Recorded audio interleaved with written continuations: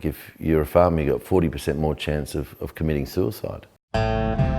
Chef Matt Moran and award-winning grazier Charlie Arnott are undertaking a sobering visit to drought-affected farmers in New South Wales. We've done a really good job of stuffing things up. There used to be a foot of topsoil across all this country.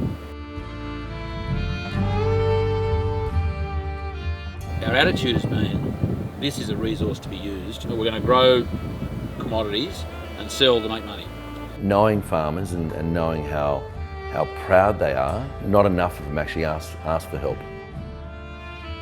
A lot of farmers will be working their guts out, spending the money to keep their stock alive and not making any money. The devastation of looking at the country and looking at the stock, it's very mentally straining.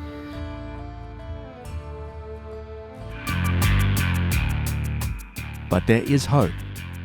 Through the Thankful for Farmers organisation, Matt and Charlie have embarked on a journey to educate and support struggling farmers. It's really not expensive to go biodynamic. Basically, a lot of the ingredients we use you can source from your own farm, like cow manure, eggshell, basalt dust. There's 3 practices that farmers could easily adopt to become a more regenerative farmer. One is actually grow their own food. I think a lot of farmers aren't growing their own food in the backyards. And to think about the food they're actually producing, whether it's wheat or beef, is actually think about who's going to be eating that food. Once a farmer thinks about where that food's actually going to be going and eaten, then they'll start thinking about their responsibility as a farmer. Another way is to actually think about working with nature and asking themselves questions around, is this practice, this thing I'm about to do in my landscape or in my business, actually, is it partnering with nature, or are we actually going to be battling nature?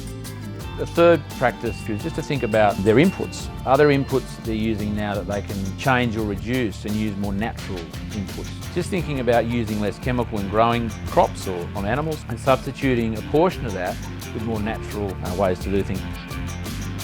You only have to look at the climate that we're in, and how, in the market that we're in, and how tough farmers do it. They need support, they need help. Don't be so proud and think that you're an embarrassment. Come and talk. The best way to get through anything is support. That whole concept of working with nature, it's good for your mental health, because you're not always battling something, you're not always at war, and you're just simply not killing things all the time. Nature works best when you leave it alone. And as farmers, we've got to leave it alone more and focus on what we can control.